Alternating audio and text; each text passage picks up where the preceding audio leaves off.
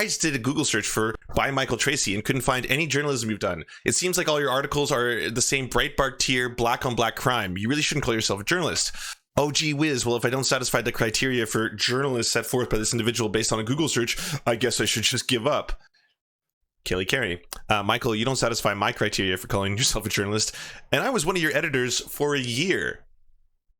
So, yeah, that's that.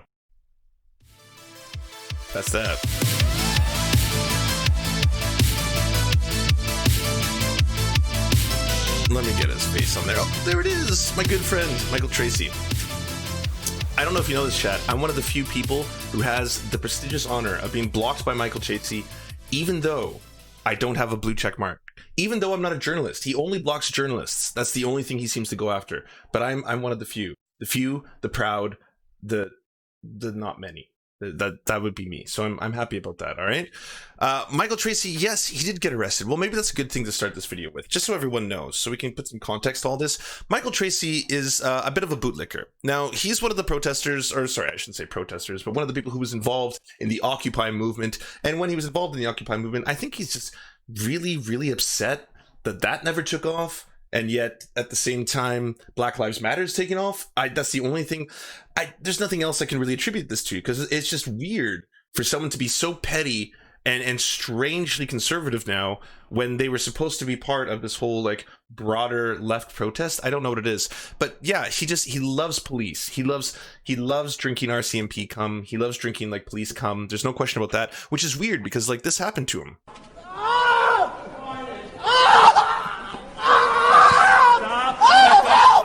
Back up! Help! Help! Back up! Help me! Help! Oh! Ah! My head! Get off my head! Get off my head! Get off my head! Ah! Step back, please. Ah! Step back, please. I'm back. Of course, officer.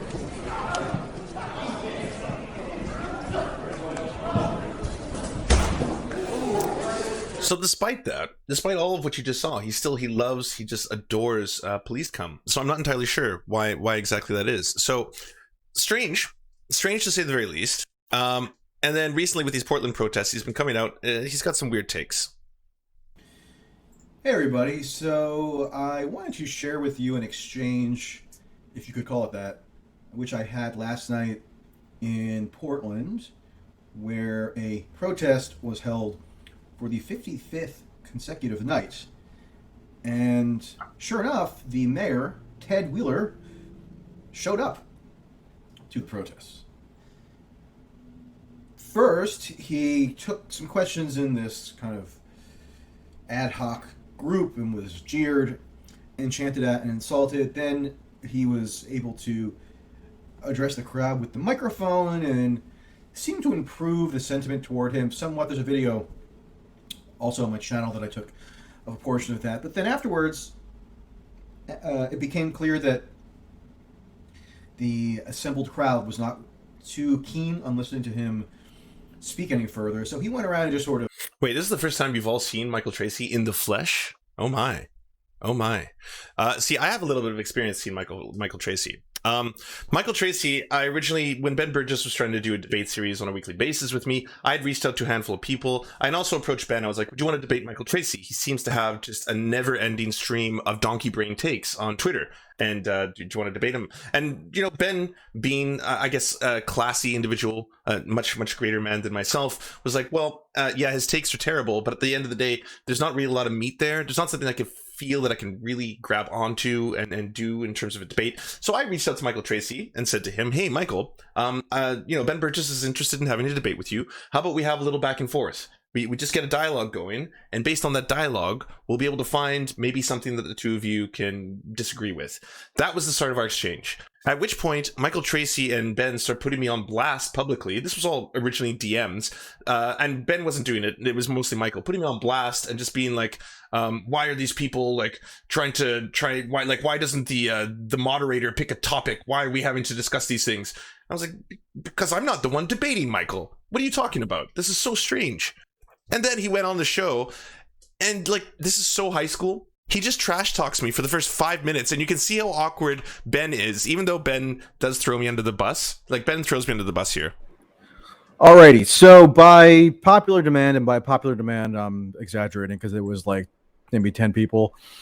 I'm having a discussion / half debate with Ben Burgess here. And I guess, so we don't have a firm structure here at all, so we'll kind of just play it by ear. But in terms of the actual premise for this discussion, tell me if I'm crazy.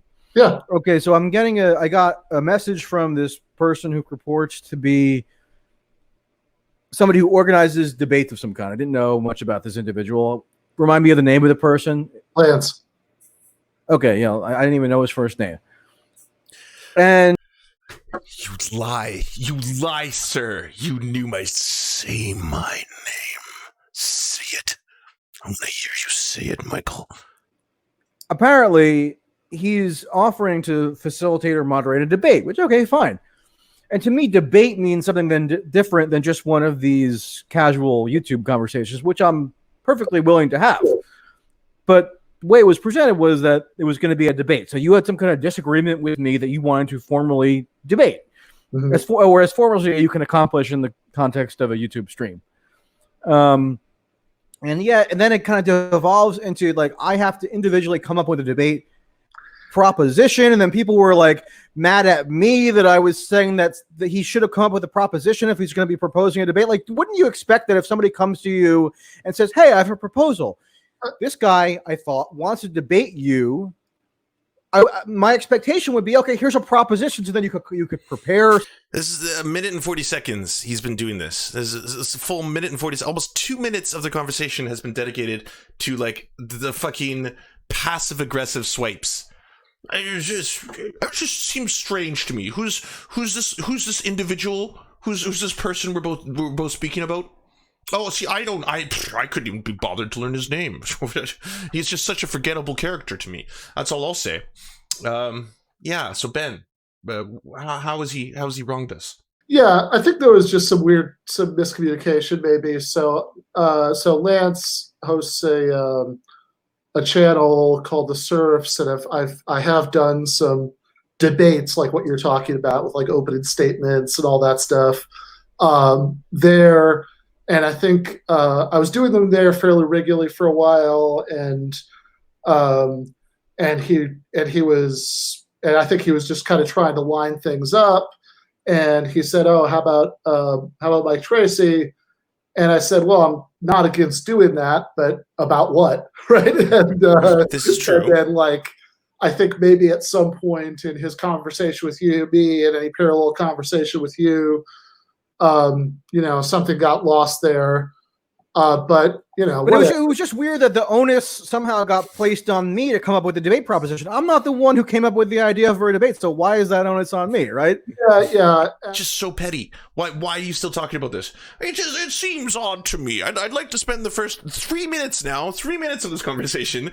I'm just a little curious. Okay, what's going on? It just seems unusual that as someone who was going to debate, I would have to pick a topic. I'm not either. I think his intentions were fine, but we're good, right? I like Lance, but it's not. But I think that. It took a long time. It took a very long time to wash the tire marks off my face. Like it did. They stain. All right. Like it hurts when you get run over the bus, Ben. So it took some time to clean that off, to wash that off. It took a little bit of time. Some of that might be my fault, right? Because I think at the time the conversation I had with him was like I just described, and then he sort of like brought up a few possibilities even, and I think I kind of shot them down because I was like, well, those sound a little slippery to me. Like I'm not, what all I mean by that is like I'm not really sure that there's like a clearly defined issue of clear disagreement there. And then I think, but like if I'm pulling you on my stream for show, let's iron out this weird, strange high school-esque thing first, and then we'll get on to the conversation I'm sure people want to have. Let's not start the first, and now we're going to be getting on 5 minutes, by the way. More recently, I think because somebody on Twitter brought it up, and so probably made you think of it. And Oh so my he god, he's told actually me, doing the emote right now. Michael's wondering whatever happened to that. And I I just recalled that was sort of an outstanding thing, and I just messaged him to say, "Hey, did anything come of this, or like, what's the status?" I said the same thing I said before. Okay, fine, but about what? And then like I think at a But it just seems like if his whole premise is that I'm going to be facilitating. You can hear it in Ben's voice there, by the way. He's so taken aback by this. He's like, yeah, what the fuck are you doing? What the fuck are we doing? Like, I'm going on 5 minutes, my dude. Like, I'm sorry, but I'm a professor. Like, we don't have time. Debates, I'm going to moderate them.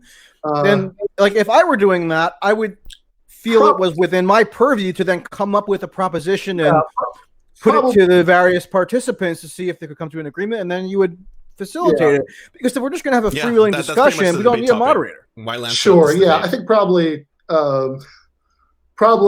you know, he or I or somebody. Anyway, it doesn't matter.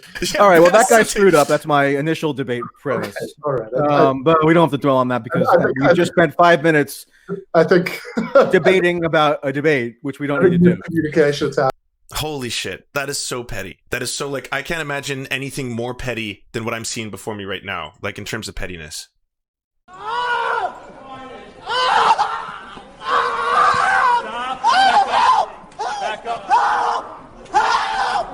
Oh, oops, sorry. Wrong clip. So let's talk a little bit about Portland and what happened there. So obviously, you know, Michael Tracey, he's what he considers to be a journalist. You know, he considers himself to be a journalist. He's a journalist in the same way that Andy Ngo is a journalist, that Tim Pool is a journalist, by which I mean they're basically mouthpieces on the internet. And they just say a lot of contrarian things, hoping to get other people upset, and then hoping through that upsettiness to continue their, I don't know, grift of pulling people into their Patreons and what have you. He's similar to Andy Ngo in the sense that he's now going out into the field and provocating. You know, he's an agent provocateur, where he's doing the thing where he grabs the cell phone and just puts it right in the face, you know, and puts it deep up in the faces of people, and then hopes at a certain point that if a cell phone is like this to someone, they're eventually going to be like, get the fuck away from me, because that's kind of a natural human visceral reaction to having something jammed in your face that's recording you. And then you're saying like, I'm a journalist, and then afterwards you can use it and then hopefully grift for a little bit more money. Like I was attacked by some violent Antifa protester. I'm going to cut the clip to the exact point where the person just lunges at me and not show that I was actually following them around like this with the cell phone, hoping at some point it was going to piss them off.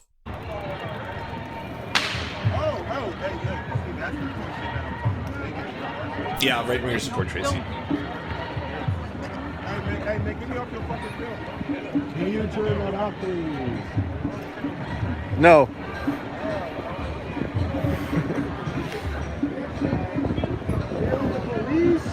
No, I'm not with the police. No.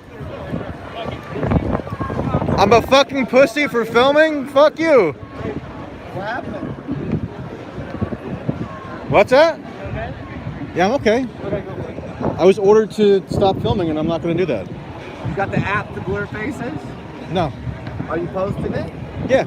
Well, you should calm down on that shit. What do you mean calm down? You shouldn't tell people like that. Why not?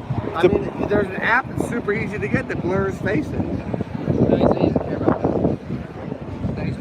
It's a public event, so I'm just filming. Black Lives Matter. Okay. Whoa!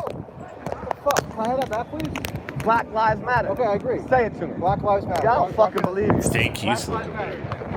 Can I have that back, please? Fight. I'm not gonna fight you. Okay, I apologize. I'll delete it. No, I'll delete it. Get the fuck out of here. I'll get out of here. Let me see you back out here. I'm gonna fucking stomp you out. I will back out. Fuck out. Get the fuck out of here. All right, I'm leaving. I'm leaving.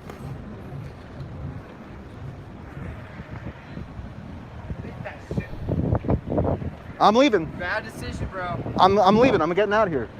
This is how white folks get fucked up. You ain't on the fucking cause, bro. We're lucky we let you walk out of here. All right. See? Fuck out of here, right? Fuck it now. It's us against you, you fucking cracker ass bastard. I'm going. Impression that you're fucking trying to name me? Fuck out of more oppression? You want more oppression? You want black folks to keep getting killed? You want black out of here? You want black folks to keep getting treated differently? Is that what you fucking want? You're a court and feel better about yourself? You find yourself great? How do you deal with these black people? I'm going. Fuck out of here! I see running! You better run! You better run! Fuck yeah!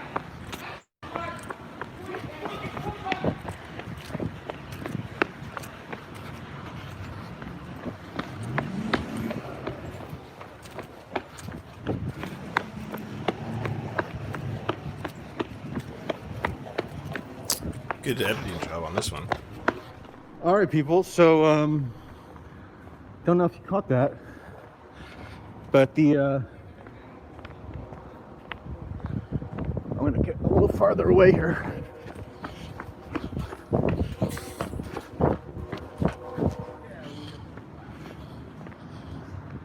All right, so I think I'm far away enough now to regroup.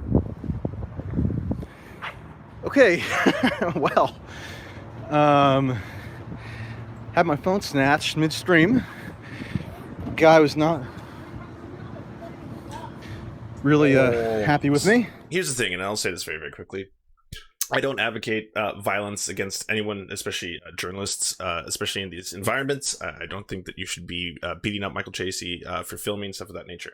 That being said, Michael Tracey, if you're involving yourself in these environments and you're going into a front line of a protest where individuals are saying, please don't film me, and you're just standing there filming them with the camera, most likely you're going to experience a confrontation. It could be violent, it could be, you know, completely peaceful. You don't know, but that's just one of the realities of what's going to happen.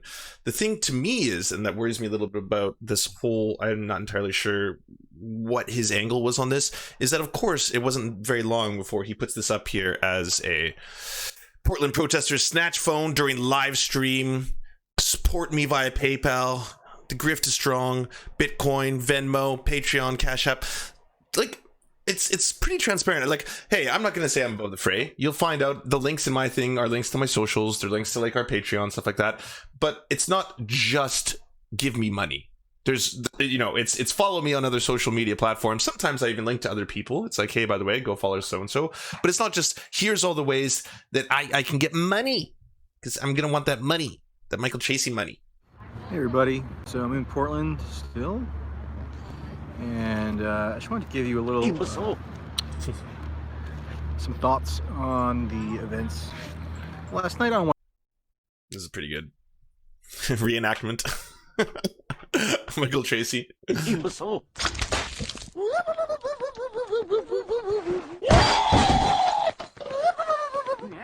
Oh. I want to overly dramatize it, dramatize it. Dramatize or dramatize? Oh, I'm glad I sued the cat. Sometimes not known if there's a distinction or if those are actually two separate words, whatever. Not to overly dramatize, let's go with that, those what occurred, but I think there are some points to be made about it. So, you know, if you haven't seen, go check the channel. Essentially what happened was I was simply walking around doing a live stream, of which there are countless at this Portland protest zone. On any given night, you can pull up a feed that kind of aggregates all the various live streams. And I think last night there had to be something like at least 10 or 15, and those are the only the ones that are that happen to be on this aggregation feed. So I'm sure there are plenty more. I should show the first of the links. I think Silicone, you sent me this one. Sorry, it's hard to pull up these because I had to log out of Twitter because, again, Tracey blocks me. The vast majority of Twitter activists and media personalities are conformist cowards who wouldn't articulate an independent thought in their lives. Dependent on it, they are amongst the most pathetic creatures on the entire planet. I just did a Google search for by Michael Tracey and couldn't find any journalism you've done. It seems like all your articles are the same Breitbart tier, black on black crime. You really shouldn't call yourself a journalist. Oh, gee whiz. Well, if I don't satisfy the criteria for journalists set forth by this individual based on a Google search, I guess I should just give up. Kelly Carey. Michael, you don't satisfy my criteria for calling yourself a journalist, and I was one of your editors for a year. So, yeah, that's that.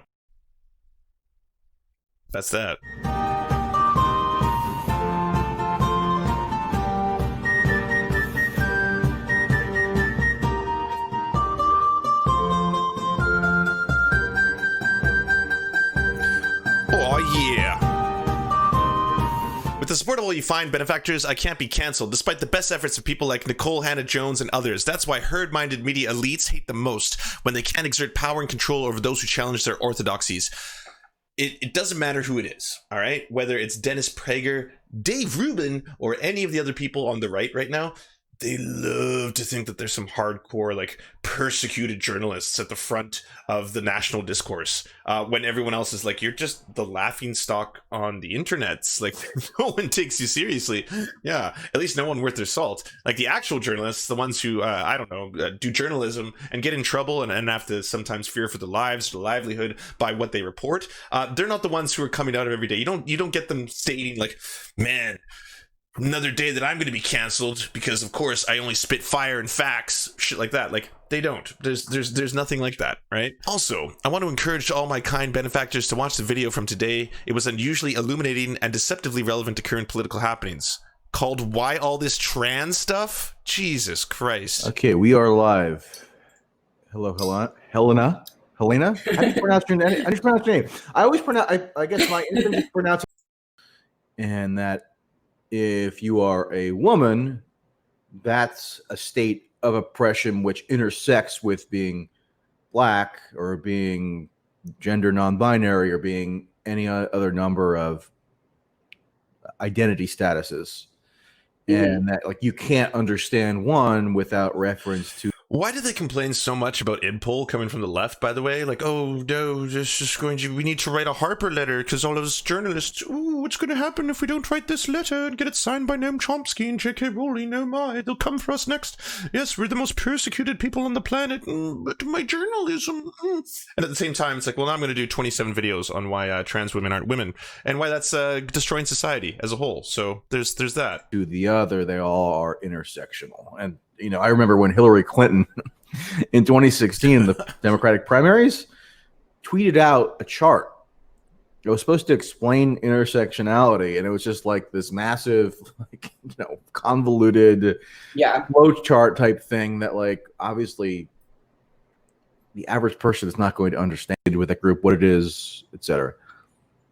Yeah, so you're talking about Peak Resilience Project. That is a I mean, it's good to get a sense of, like, the generational nature of some of this. So to have, like, a I think it's so I think that's kind of what's going on there. It's just this perception of what it means to be progressive and what it means to be on the left that is severely warped by online communities that have been influenced by the academic ideology and academic theories. Man, it's like there's the whole conspiracy theory, right, from like the top on down, like every part of it. So it starts out with academia because, of course, like, you know, the far left progressive institutions, that is all of academia, they're trying to push this agenda down our throats, and then they are directly influencing people online who, of course, are directly influencing our job creators as we just go down the pipeline. And that's why IDPOL is just it's in the forefront, and that's why people are asking for rights now. That's why they're saying stop killing us, because that's, again, everything's run amok. It goes up the pipeline. The cultural Marxists, they're the problem. Academia is the, just explain that a little further. The bankers are the problem. But so yes, at 14 I joined Tumblr. I first got very into the social justice aspect of all of this without identifying as trans. I just kind of saw the world in, like, these hierarchies, and I saw trans people as being some of the most oppressed because they don't get visibility. There's this epidemic of trans murder, which is not real. And real, cool. So I began to seek out to be a good ally. Let me just stop you very briefly. When you say the epidemic of trans murder is not real, it's not to deny that people who are trans sometimes get murdered. The question is whether that rises to the status of epidemic, which is how it often gets framed to justify the marshaling of societal resources around this alleged need to prevent an epidemic of trans murder. Like, I had Katie Herzog on a little while ago, and we discussed this. Can I push back on this? All right. And just because what you just said is just, you know, demonstrably false, that, you know, of course, not only do trans women not get murdered at a higher rate than, you know, cis women, but especially if you are black and trans, you'll get murdered at a higher rate. I want to push back against that. Okay, sure. Let's hear what you have to say. Let's hear. Well, I just want to say that it's not endemic of a larger systemic problem. That's all. Just so we got that, so we're clear. And again, the relocation of societal resources, citation please. What exactly? So, really? Well, the police, for a while, they were going after MS-13, but we're going to need you to stop going after MS-13 and relocate all your resources to the trans issue. That's what's going on here. So that's what happened. Yeah, very good way of putting it. Thank you for adding a little flavoring, some seasoning of academia to my bigotry. My bigotry at first was just bigotry, but now that you've flavored it nicely. Depending on how personal or revelatory you want to get here, were there any parental interventions at this point? Did you? All right, I don't need to sit through his hour and a half of this. All right, so needless to say, Tracey sucks, and of retrieving the phone. And then I was walking, they were like, get the fuck out of here. A guy threw some kind of drink at me. People were speculating if it was a milkshake. I don't know. I don't think so. I didn't get a great look at it because obviously I had my attention trained on the path before me to get the hell out of there as quickly as possible. It could have been so many different things. I mean, I saw it as a creamy, viscous liquid, of which I would assume potentially that it could be acid. My understanding is acid, of course, usually looks like a sugary, sweet, pinkish treat. Is what I've grown to assume that acid looks like. So as I saw what I would only assume is acid flying towards my face, I could only assume that white, creamy, viscous liquid that was again spraying my face and making contact and dripping down the sides of my cheeks while they were screaming strange words I'd never heard before. I believe it was in a foreign language, perhaps. I'm guessing perhaps it was Spanish. They were saying bukake, and I don't entirely know what this means. Could be code word, Antifa slang. I'm not entirely sure. Could be some kind of Antifa code words. Not sure. But again, acid is the only assumption I can make from all this. It was most likely acid. It looked like it was probably some kind of can. It doesn't really matter what it was, but it was definitely hurled at me, and I got a little splash of it, on my legs. But nothing that horrible. But still, to have an object hurled at you at semi-close range is not the most pleasant thing. And then as I'm walking away, as I'm telling them, okay, I'm leaving, I'm getting out of here. Okay, they're they were still following me. They were still following me down the block in an aggressive posture. So I'm like, oh, I'm leaving. What more do you want here? And they're like, fucking run. I don't see you running. Get the fuck out of here, blah, blah, blah. So then I start running. I ran like city, okay? Then I got my cell phone back, and now my cell phone is in my pocket. Oh man, he's the worst. Just the absolute worst.